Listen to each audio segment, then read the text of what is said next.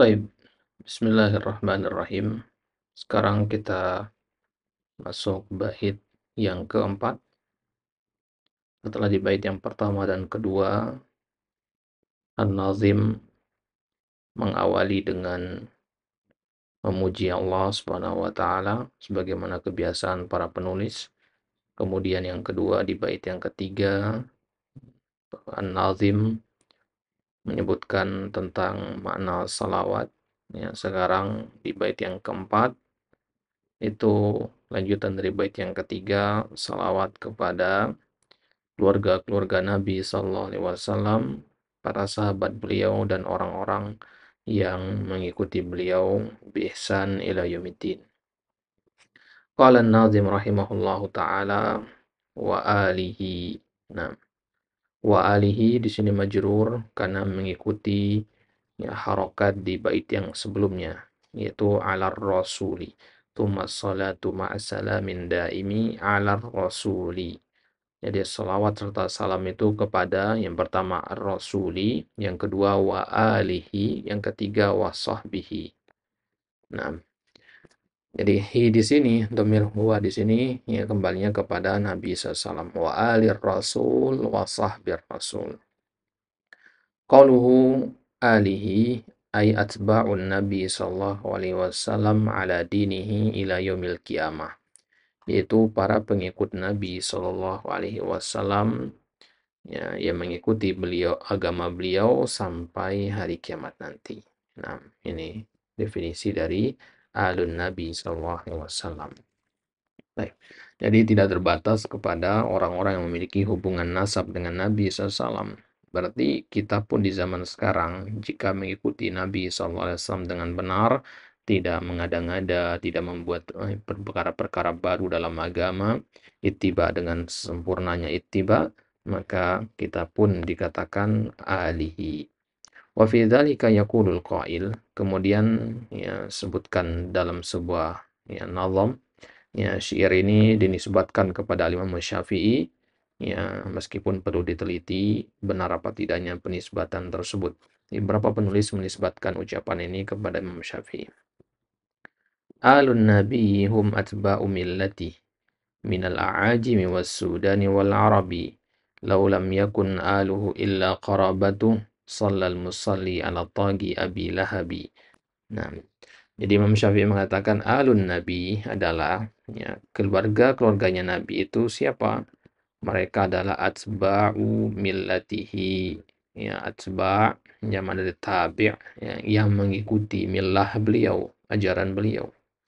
Minal a'ajim, dan entah pengikut beliau tersebut dari ya non Arab, dari orang-orang Ajam, Wasudan atau dari orang-orang berkulit hitam dari Afrika sana, wal Arab atau dari suku Arab, ya mau dari suku apapun dia selama dia mengikuti ya ajaran Nabi Sallallahu Alaihi Wasallam maka dia adalah alun Nabi.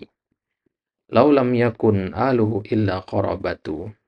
Kalau seandainya dikatakan bahwasanya keluarga Nabi itu adalah kerabat-kerabat beliau saja, berarti sallal musalli, orang yang bersalawat juga bersalawat kepada at-taghi, ya, kepada ya, orang yang sangat ingkar. Ya, taghi itu artinya orang yang sangat melampaui batas. Ya, izhaba ila fir'auna fa innahu tagha. Ya, tagha itu fiilnya, taghi itu orangnya, orang yang melampaui batas. Yaitu siapa orang yang melampaui batas? Abu Lahab. Ya, Abu Lahab kan termasuk ya kerabat Nabi. Ya, kalau kita katakan alun Nabi itu adalah keluarganya Nabi, ya, yang memiliki hubungan nasab dengan Nabi, berarti ketika kita berselawat, kita juga berselawat untuk Abu Lahab. Ya, sedangkan kita tahu sendiri Abu Lahab sudah dipastikan masuk ke dalam neraka. Ya, ya, bahkan ada surat terkhusus membahas dan mencela ya, Abu Lahab. Nah, ya, jadi kata Imam Syafi'i, kalau bukan keluarga Nabi itu selain kerabatnya saja, berarti kita pun akan berselawat kepada Abu Lahab. Ya, jadi patokan keluarganya Nabi itu bukan kepada hubungan darah, karena Abu Lahab pun punya hubungan darah. Ya, tapi patokannya adalah kepada ittiba'nya, ya, kepada ya kepengikutannya terhadap ajaran Nabi Shallallahu Alaihi Wasallam. Wa yaqulullahu ta'ala adkhilu ala fir'auna asyaddal adab. Ya, di dalam Al-Quran surat Ghafir Allah sebutkan ya ala Fir'aun, ya, bukan keluarganya Fir'aun mananya, tapi pengikut-pengikutnya Fir'aun. Adkhilu, masukkanlah pengikut-pengikut Fir'aun, ya, bukan keluarganya Fir'aun. Ya, ya, asyaddal adab, masukkanlah dia ke azab yang sangat paling pedih. Ya. Nah, wakila inna alahu ay qarabatuhu al-mu'minuna bihi alladhina hurrimat alaihimus sadaqah. Baik, itu definisi yang pertama. Wakila, kemudian ada pendapat yang kedua, ya. Pendapat yang kedua, ya, bahwasanya alun nabi adalah qarabatuhu, kerabat beliau yang beriman kepada beliau dan diharamkan atas mereka sedekah. Ya. Nah, jadi di antara kekhususan ya keluarga Nabi itu adalah mereka tidak menerima sedekah. Ya, kalau hadiah terima. Ya, sebagaimana dalam kisah Salman Al-Farisi ya. Salman Al-Farisi ingin menguji Muhammad ini beneran Nabi apa tidak. Ya, maka beliau membawakan ya beberapa buah kurma ke hadapan Nabi, ya berapa tangkai kurma ke hadapan Nabi, kemudian Nabi bertanya, "Apa ini?" Ya, Salman mengatakan ini adalah sedekah. Ya, maka Nabi nggak memakannya, para sahabat yang makan. Ya, kemudian besoknya Salman datang membawa ya berapa tandan kurma lagi. Kemudian Nabi bertanya, "Apa ini?" Ya, Salman menjawab, "Ini adalah hadiah." Maka Nabi pun memakannya. Nah, taib. Jadi pendapat yang kedua ini mengatakan keluarga Nabi itu ya yang beriman kepada Nabi dan mereka itu tidak boleh diberi sedekah. Ya. Nah, kita lihat di catatan kaki di sini. Alun Nabi SAW alladzina tahrumu alaihimus sadaqatu ya hum Banu Hashim faqat. Ya, keluarga Nabi itu kan banyak ya. Keluarga dekat, keluarga jauh, keluarga inti, beda-beda. Nah, yang mana yang diharamkan menerima sedekah? Ya, yang diharamkan menerima sedekah dalam fikih Islam itu adalah Banu Hashim saja. Ya, Banu Hashim itu adalah Alu Ali, keluarganya Ali. Ya, Fatimah, Hasan, Hussein, ya.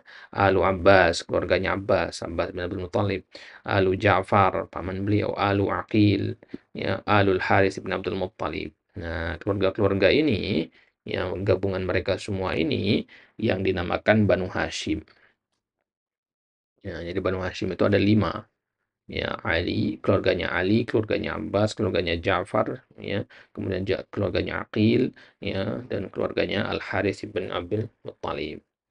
Waqad warada dzalika fi hadithi Zaid bin Arqam qala qama Rasulullah sallallahu alaihi wasallam yawman fina khatiban bima'in yud'a khumman baina Makkah wal Madinah fahamidallaha wa athna alaihi wa wa'adha wa dzakkar thumma qala amma ba'du ala ayyuhan nas fa innama ana basharun yushiku an ya'tiya rasulu rabbi fa ujiba wa ana tarikun fikum thaqalain awwaluhuma kitabullah fihi al-huda wan nur fakhudhu bi kitabillah wastamsiku bihi فحث على كتاب الله ورغب فيه ثم قال وأهل بيتي أذكركم الله في أهل بيتي أذكركم الله في أهل بيتي أذكركم الله في أهل بيتي فقال له حسين ومن أهل بيتي يا زيد أليس نساؤه من أهل بيتي قال نساؤه من أهل بيتي ولكن أهل بيته من حرم الصدقة بعده Man hurima sadaqatu ba'dah. Qala wa man hum? Qala hum alu Ali wa alu Aqil wa alu Ja'far wa alu Abbas. Qala kullu haula'i hurima sadaqah. Qala na'am. Wa hadha madhhabu jumhuril fuqaha minal Hanafiyah. Nah, taib. Ini pendapat jumhur al-fuqaha dari kalangan Hanafiyah, dari kalangan ya Malikiyah dan dari kalangan al-Hanabilah. Mereka mengatakan ya alun nabi itu adalah yang ya Banu Hashim tadi, yang 5 tadi. Nah, itu mereka yang diharamkan sedekah atas mereka. Nah, sebagaimana kita baca di asar tadi. Baik. Nah, berarti kita punya 2 pendapat di sini. Ya, pendapat yang pertama mengatakan ya alun nabi adalah pengikut beliau, ya siapapun orangnya, ya selama dia mengikuti nabi maka dia adalah alun nabi. Pendapat yang kedua mengatakan alun nabi adalah kerabat beliau yang tidak menerima sedekah. Ada 2 pendapat ini. Wa yujma' bainal qawlain an naqula. Maka kita katakan untuk mengkompromikan dua pendapat ini agar kita bisa menggunakan kedua-duanya, kita gabung dua pendapat tadi, kita katakan idza dzukiral alu wahdahum fal muradu bihim atba'ahu ala dini. Kalau disebutkan ya lafaz al-al saja, alun nabi misalkan, maka itu maksudnya adalah pengikut-pengikut nabi, ya, ya siapapun dia. Pendapat yang pertama tadi. Wa idza dzukiral al wal ashab fayuradu bil al qarabatun nabi sallallahu al mu'minuna bi. Tapi kalau disebutkan ya wa ala alihi wa sahbihi, berarti al di situ lain lagi maknanya. Al di situ maknanya qarabatun nabi al mu'minuna bi. Itu kerabat-kerabat nabi yang beriman kepada nabi. Gitu ya. Jadi kalau kita mengatakan Allahumma sholli ala Muhammad, oh, kita masuk ke situ.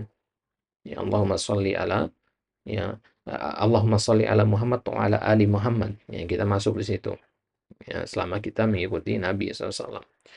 Ya. Tapi kalau kita mengatakan Allahumma sholli ala Muhammad wa ala ali wa sahbihi wasallam wa ala alihi wa sahbihi, nah di situ kita nggak masuk, ya karena alihi, ya karena alihi wa sahbihi itu maknanya beda, ya alihi ya itu pengikutnya kita masuknya ke situ ya. Kalau ashab ya afwan al itu di situ kerabat Nabi yang beriman kepada Nabi ya, sedangkan ashab itu sahabat-sahabat beliau. Nanti kita akan bahas siapa yang dimaksud dengan sahabat-sahabat Nabi. Baik. Jadi kalau kita mengatakan Allahumma sholli ala Muhammad wa ala ali Muhammad, ya masuk kita di situ. Tapi kalau kita katakan Allahumma sholli ala Muhammad wa ala ali Muhammad wa ala alihi wa sahbihi, ya kita nggak masuk. Karena alihi di situ di kalimat yang kedua ini maknanya adalah ya kerabat beliau beriman kepada beliau. Nah, jadi perlu diperhatikan ini.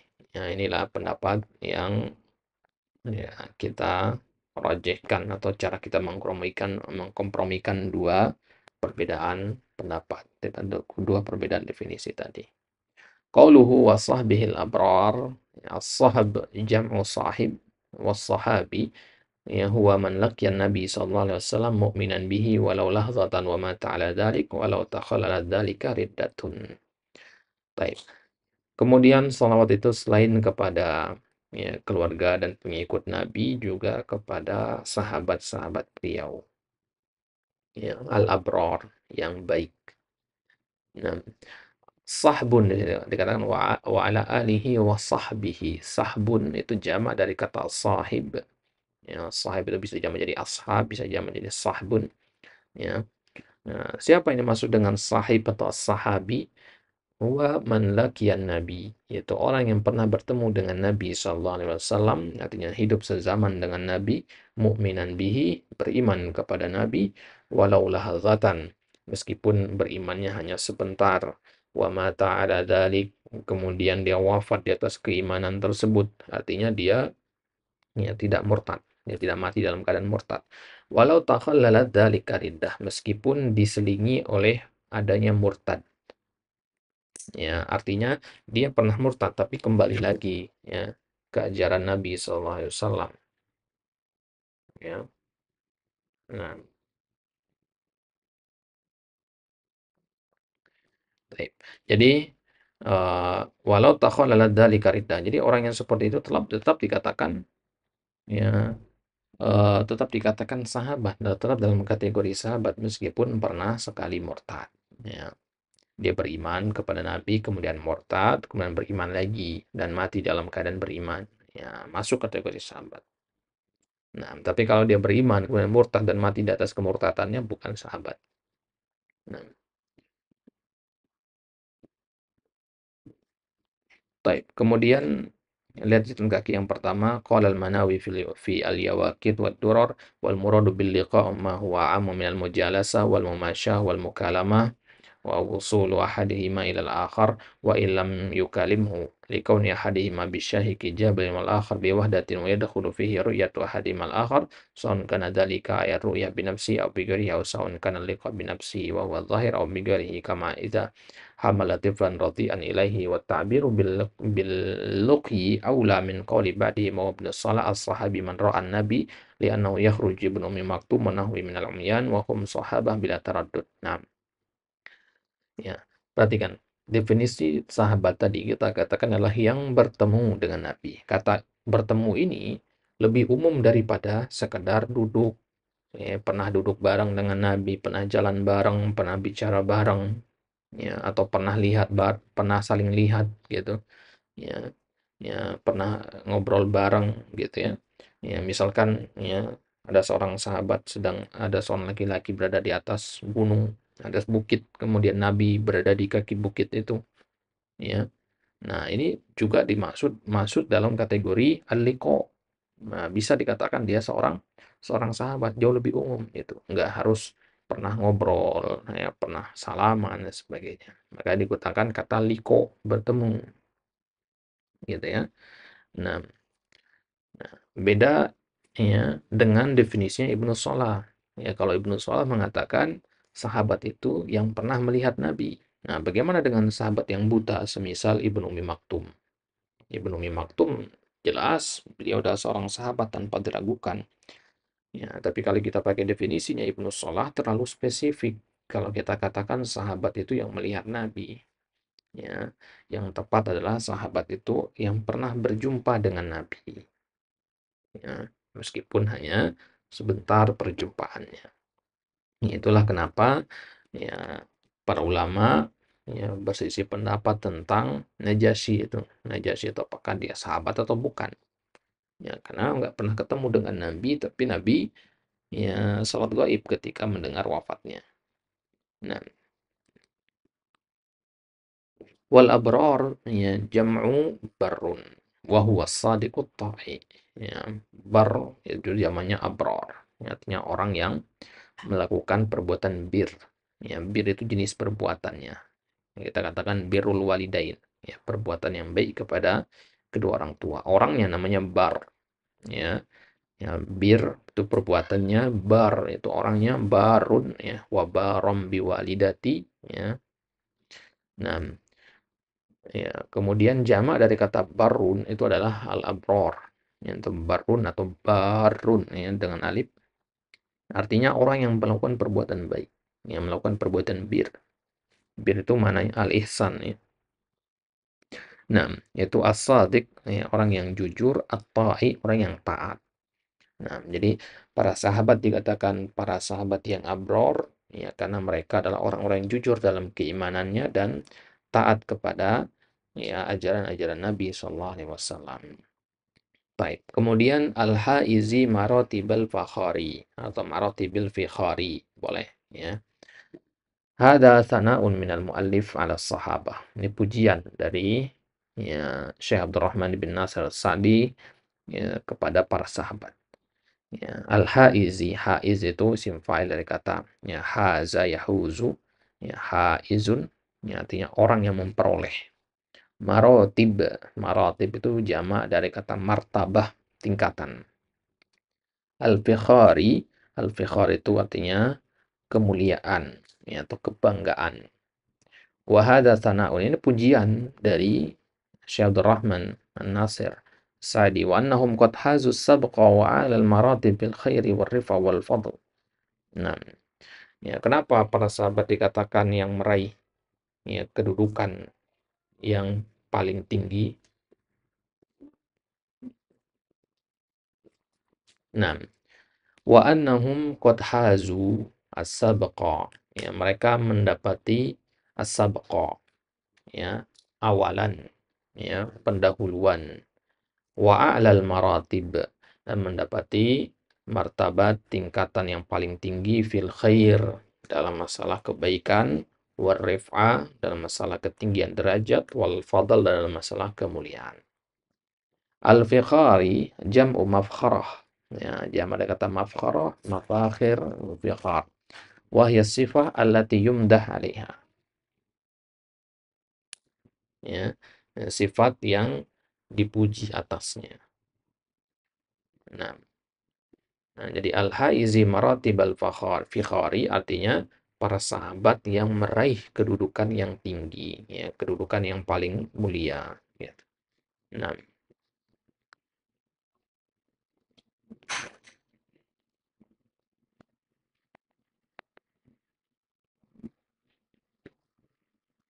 baik. Kemudian, ya, qala as-Safarini fi ad-Durra al-Mudiyah li aqidatil firqati al-murdiyah al-mardiyah wa laysa fil ummah kas-sahabah fil fadli wal ma'rufi wal isabah fa innahum qad syahadul mukhtara wa ayanul asrara wal anwara wa jahadu fillahi hatta bana dinul huda wa qad samal adiyana.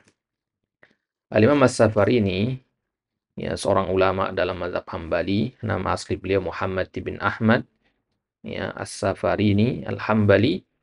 Di dalam kitab Ad-Durrah Al-Mudiyah li Aqidatil Firqatil Mardiyah, beliau mengatakan walisa fil ummah kas sahabah.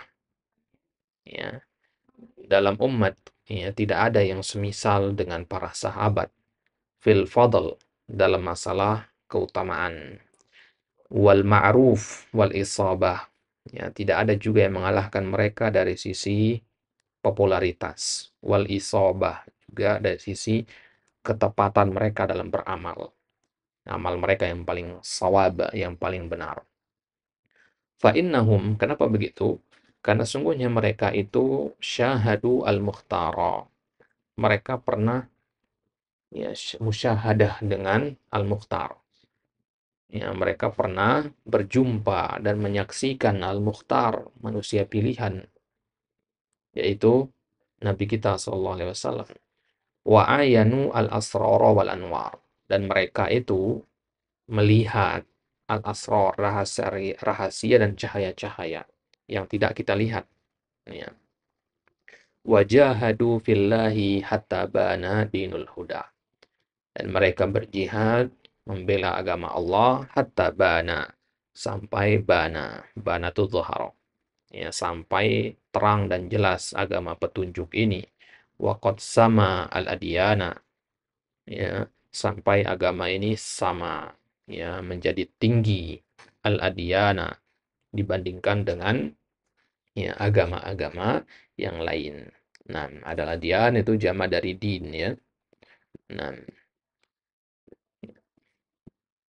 baik. Jadi dalam 3 bait ini Al-Imam As-Safari ini, ya, ingin menyampaikan kepada kita tentang keutamaan dan kemuliaannya para sahabat. Jadi tidak ada yang menandingi mereka dari sisi ma'ruf, dari sisi fadl, dan dari sisi isobahnya. Baik. Kemudian setelah selesai dari, ya, muqaddimah yang 2 itu, ya, pujian kepada Allah dan selawat, ya, kepada Nabi dan para sahabat, keluarga beliau. Nah, masuk sekarang di bait yang kelima, ya, pengantar, ya, sebelum masuk ke dalam al-qawaid al-fiqhiyah itu sendiri. Ya, ucapan penulis, i'lam hudita an afdalal minan ilmun yuzilu syakka anka wad-daran wa yakshiful haqqa lidhil qulubi wa yusilul abda ilal matlubi.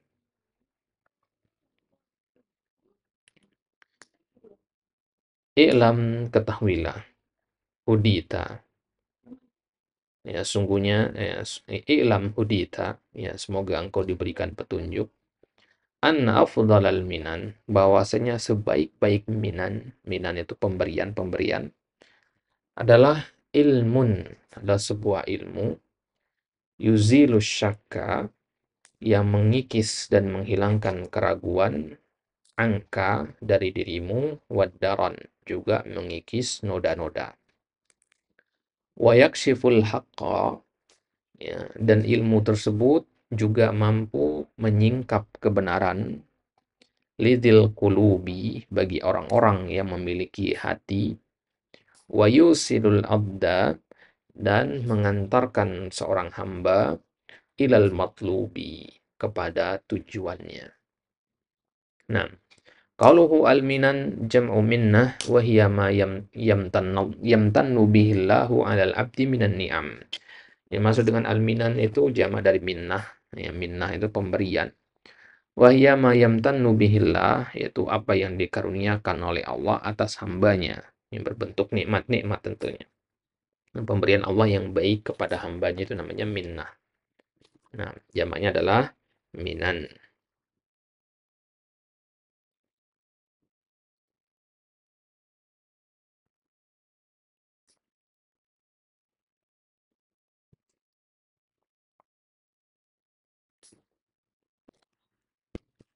Taib. Kemudian ad-daron wa huwal wasakh. Ya, kotoran atau noda. Wal muradu bihi, kotoran itu maksudnya adalah wasakhus syubuhati wadzunub.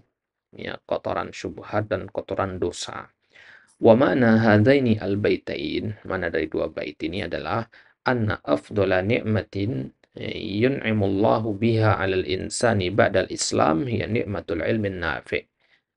Nah, bahwasanya nikmat yang paling mulia, yang paling agung yang Allah karuniakan kepada manusia setelah nikmat Islam adalah nikmat diberikan ilmu yang bermanfaat. Ya, nikmat diberikan ilmu yang bermanfaat. Qala al-Imam Ahmad, Imam Ahmad mengatakan al-ilmu la ya'diluhu syai'un liman sahat niyatuhu.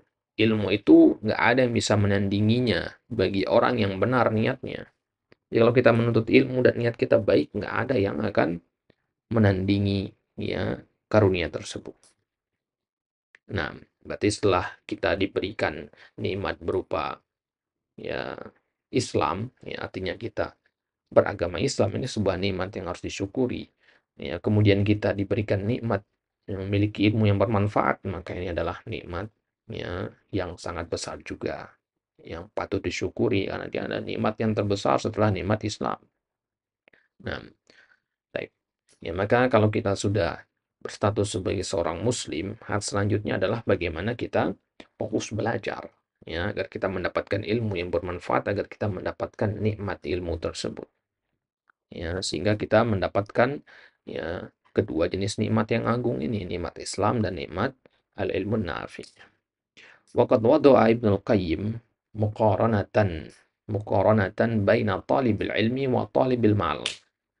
Nah, Ibnu Qayyim telah menetapkan di dalam kitab Miftah dari Sa'adah, ya, beliau menetapkan perbandingan, komparasi, muqaranah itu komparasi antara penuntut ilmu dan penuntut harta.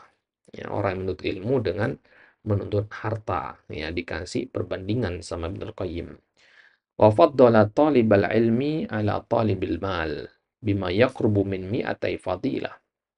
Ya, beliau menyebutkan bahwasanya penuntut ilmu itu dibandingkan dengan penuntut harta jauh lebih baik, ya, lebih mulia, ya, bahkan perbedaannya itu 200 kemuliaan. Jadi ada 200 ya nilai plus penuntut ilmu yang tidak ada pada penuntut harta. Ya, 200 fadilah tersebut antum bisa lihat di kitab ya Miftah dari Sa'adah. Ya, di situ ya beliau sebutkan ya sekitar 200-an ya keutamaan penuntut ilmu dibandingkan dengan penuntut harta. Ibnu Qayyim juga menyebutkan annal qalba ya'tarihi maradan. Bahwasanya hati itu bisa dirasuki oleh dua penyakit. Maradus syahwat wa maradus syubhat, yaitu penyakit syahwat dan penyakit syubhat. Ya. Wa huwa asyaddu wa aqfalu lil qalbi wa as'abu. Ya. Dan ya, penyakit ini, penyakit syubhat dan syahwat ini adalah penyakit yang paling berat, ya, paling berat, paling susah bagi hati untuk diobati. Wa dawa'u hadzainil amrayni bil ilmi, dan obat dari kedua penyakit ini, penyakit syahwat dan penyakit syubhat adalah dengan ilmu. Ya. Kenapa begitu?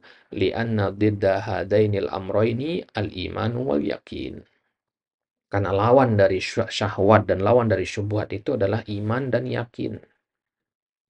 Ya, lawan dari syahwat ya iman, lawan dari syubhat ya al-yakin. Ya, sedangkan al-iman dan al-yakin itu hanya bisa didapati dengan al-ilmu. Wa kilahuma muta'alliqun bil ilmi wujudan wazdiyadan. Dan keduanya, al-iman dan al-yakin itu terkait dengan ilmu, wujudan, keberadaan maupun bertambahnya. Ya, jadi iman itu ada, ya, ya berkaitan erat dengan adanya ilmu. Yakin itu ada, berkaitan erat juga dengan adanya ilmu. Jadi orang yang memiliki ya dua hal ini di hatinya, iman dan yakin, kalau dia menuntut ilmu, maka kedua hal ini akan bertambah. Ya, keimanannya bertambah, keyakinannya bertambah. Kalau orang tersebut tidak memiliki iman, tidak memiliki yakin, kalau dia menuntut ilmu, maka imannya akan muncul, yakinnya juga akan muncul. Gitu. Jadi menuntut ilmu, ya, bagi orang yang sudah punya iman akan menambah imannya. Bagi orang yang belum punya iman akan ya menumbuhkan keimanannya. Itu maksudnya wujudan wazdiyadan.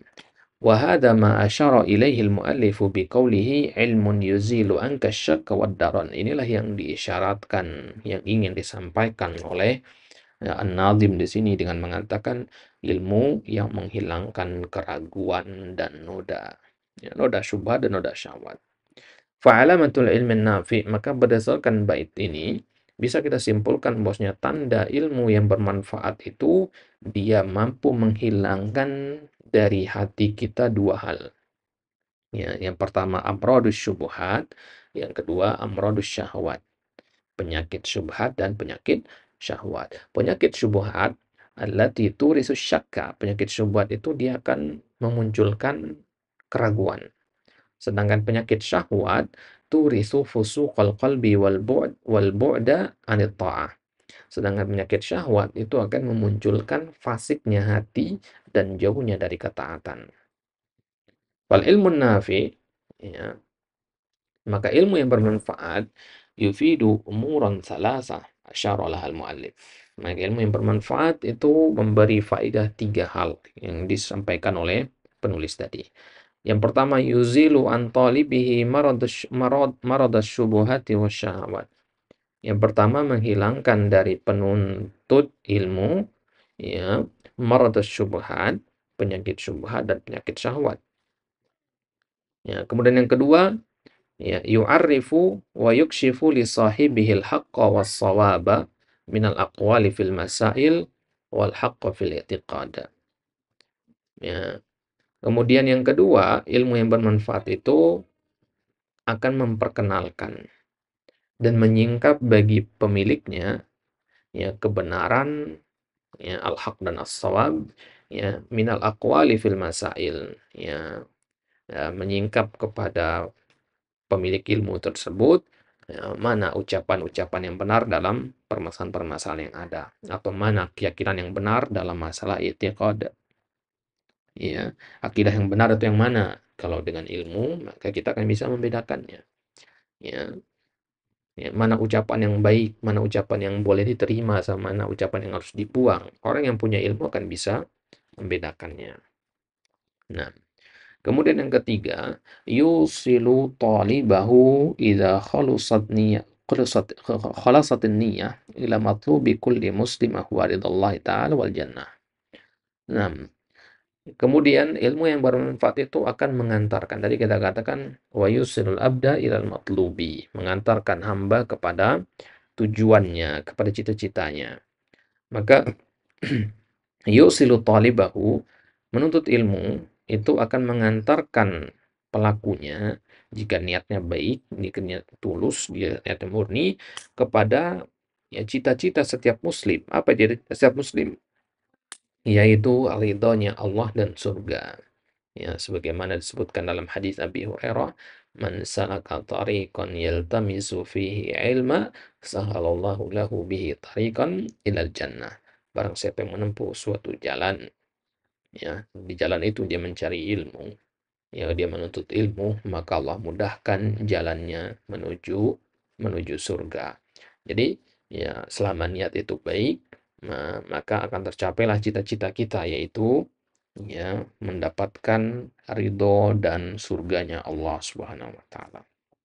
Baik, berarti inti dari bait yang ke-5 dan ke-6 ini adalah ya pengantar dari Syekh ya sebagai penyemangat agar kita bersungguh-sungguh dalam menuntut ilmu.